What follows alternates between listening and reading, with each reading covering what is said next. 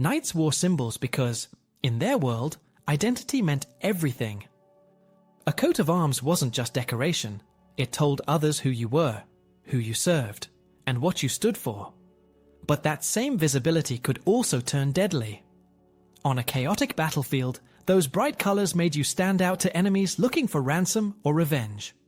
In politics, the wrong symbol could brand you as a traitor overnight. What began as a mark of honor often became a dangerous sign that could cost a knight his life. Number 1. The deadly meaning behind heraldic symbols. In the Middle Ages, a knight's colors were more than decoration. A shield, surcoat, and banner turned into a moving identity card that anyone on a noisy field could read at a glance. Lions, crosses, eagles, chevrons, and fleurs de lis carried ideas people understood without words. Colors mattered too. Gold hinted at generosity or rank. Red suggested courage. Blue pointed to loyalty or truth. These meanings were not only poetic. They signaled allegiance to a lord, a dynasty, or a cause, and that is where danger began.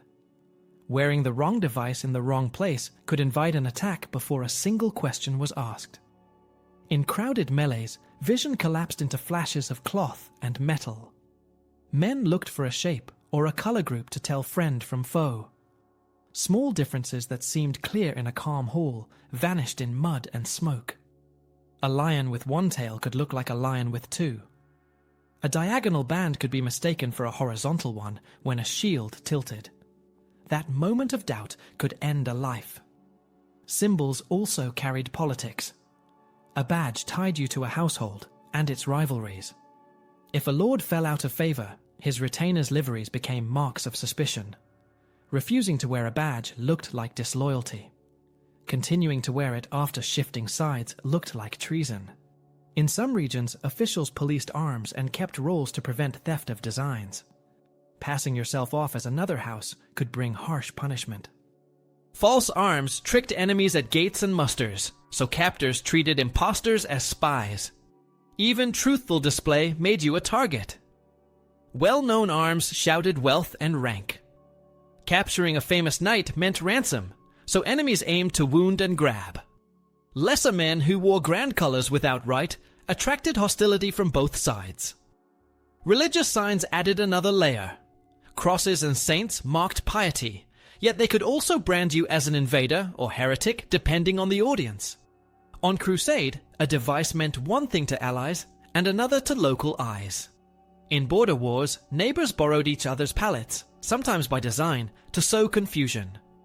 Knights adapted. Some covered shields while traveling. Others used field badges on jackets so their companies could sort themselves quickly. A few dulled bright paint with dirt when arrows started to fall. Chivalry praised open display, but survival rewarded caution. In that tension, the emblem on a shield worked like a double-edged blade. It promised honor and recognition. It also drew arrows, accusations, and the attention of men who wanted a ransom or revenge. Number 2.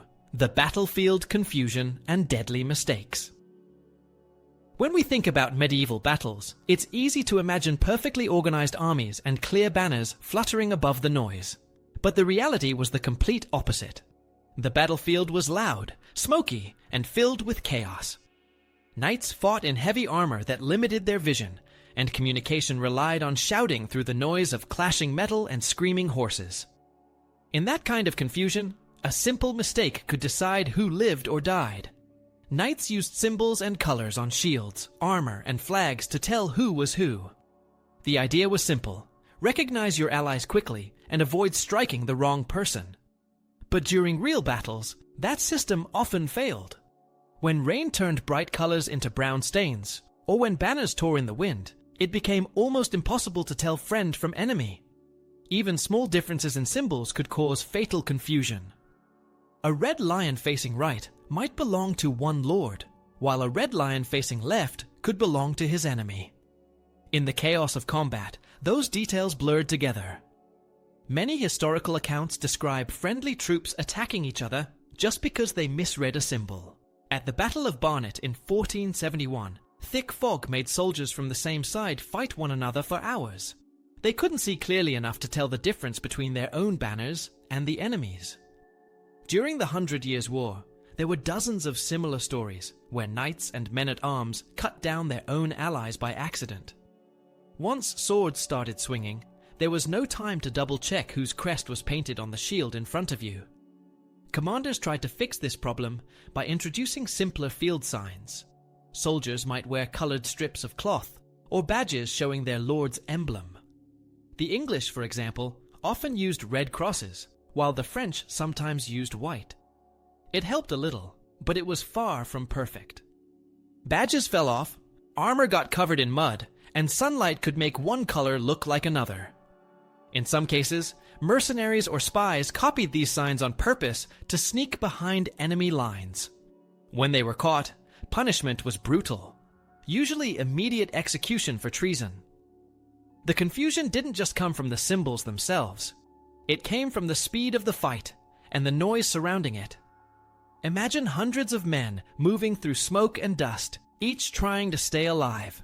Orders got lost in the noise. Drums, horns, and shouting mixed together. One wrong turn could send a group of soldiers straight into the enemy's formation. Even the most disciplined knights sometimes relied on instinct rather than recognition. Because of this, some knights tried to hide their symbols when things turned desperate. Covering a shield with cloth or dirt could prevent being mistaken for the wrong side, or from being singled out as a valuable target. On the other hand, well-known knights who proudly displayed their family crests often became magnets for enemy attention. Everyone knew that capturing a famous knight meant a big ransom. So even though heraldic symbols were meant to bring order, they sometimes caused the exact opposite: chaos, betrayal, and unnecessary death. In the end, medieval battles showed how fragile human systems could be under pressure. Heraldic symbols were meant to create clarity, but the brutal reality of combat turned them into a deadly gamble.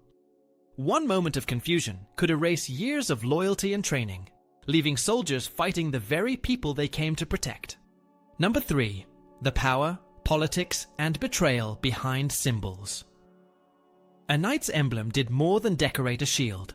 It announced a web of loyalties that could lift a career or end it overnight. Coats of arms tied a man to a lineage, but badges and liveries tied him to a living lord who paid his retinue and expected visible support. Wearing a badge in a town square or at a muster said who provided protection and whose quarrels were now your own. That public signal brought status and work, yet it also painted a target when rival houses fought for influence.